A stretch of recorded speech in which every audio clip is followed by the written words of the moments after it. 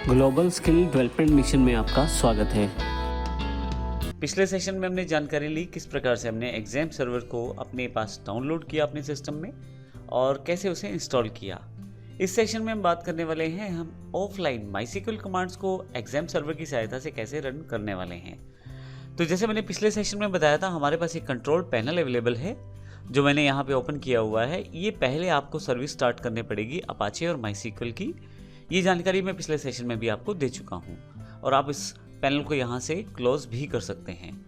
यही पैनल अगर आपको दोबारा चाहिए तो यहाँ से आप नीचे की तरफ देखें, ये जो सिस्टम ट्रे है यहाँ पे ये आइकॉन आपको मिल जाना चाहिए। अगर नहीं है तो इस एरो बटन पे क्लिक करें और यहाँ पे दिए गए एग्जाम कंट्रोल बटन को डबल क्लिक करके ओपन कर सकते हैं।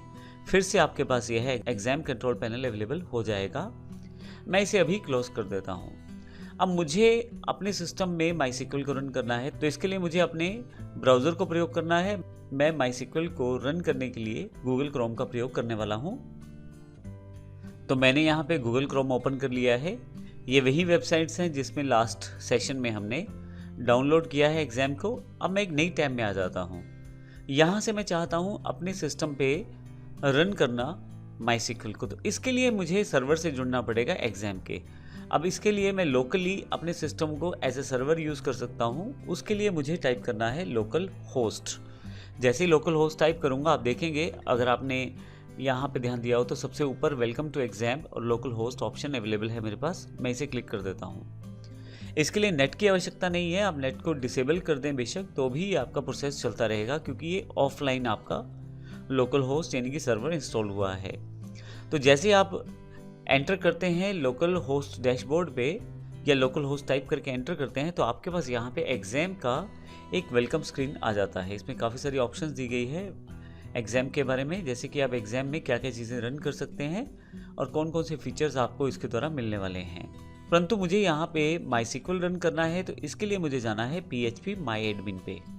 PHP MyAdmin वो एरिया रहने वाला है जिसमें हम ज़्यादातर काम करने वाले हैं।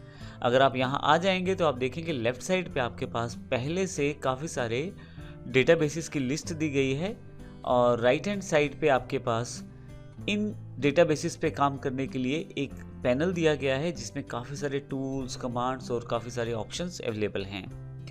मैं यहाँ पे आपको दिखाना चाहता हूँ कि हमारे पास जो पहले से दिए गए डेटाबेसेस हैं जैसे MySQL, PHP MyAdmin, test, performance schema, ये सब डेटाबेसेस के नाम हैं यहाँ पे।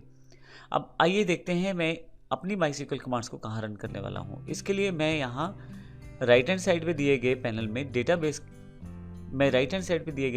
डेटाबेस टैब के साथ SQL टैब है, मैं इसे क्लिक कर देता हूँ। जब आप इसे क्लिक करेंगे तो आपके पास एक टेक्स्ट एडिटर की तरह ऑप्शन अवेलेबल हो जाएगा जहाँ पे अपनी आप कमांड को टाइप कर सकते हैं। इस टेक्स्ट एडिटर की सबसे खास बात यह है कि जब आप यहाँ टाइप करेंगे तो आपको ये हेल्प भी अवेलेबल करवाएगा। जैसे यहाँ पे मैं कमांड टाइप करना चाहता हूँ शो डेटाबेस। अब इसके लिए माउस को क्लिक कर ले यहाँ पे और जैसे ही S टाइप करता हूँ आपके पास काफ़ी सारी कमांड्स के ऑप्शन अवेलेबल हो जाते हैं।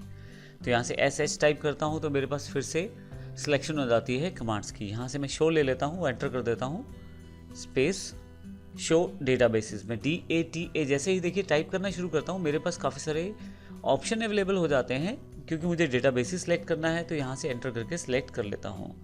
अगर आपके पास एक से ज़्यादा कमांड्स है तो आप सेमीकोलन लगाना ना भूलें। मैं यहाँ पे सेमीकोलन लगा देता हूँ और फाइनली रन करने के लिए मुझे गो को क्लिक करना है।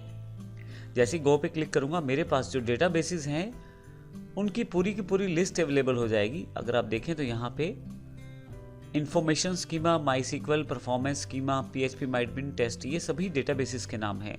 और जैसा मैंने पहले भी बताया लेफ़्ट साइड पे जो डेटाबेसेस के नाम दिए गए हैं वही ये डेटाबेसेस है जो यहाँ पे आपको क्वेरी करके दिखा दिए गए हैं।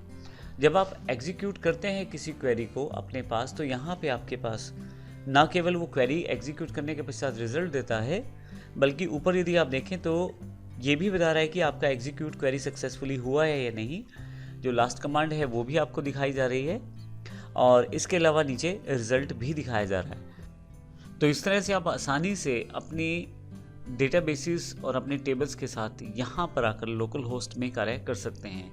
तो उस पूरे सेशन में हमने जानकारी ली है कि किस प्रकार हम अपने एग्जाम सर्वर को जो हमने डाउनलोड किया है उसको ओपन करके उसमें काम कर सकते हैं। अगले सेशन में हम इसी लोकल होस्ट सर्वर को कंटिन्यू रखेंगे और देखेंगे बाकी ऑप्शंस के बारे में जो हमारे पास यहाँ दी गई हैं।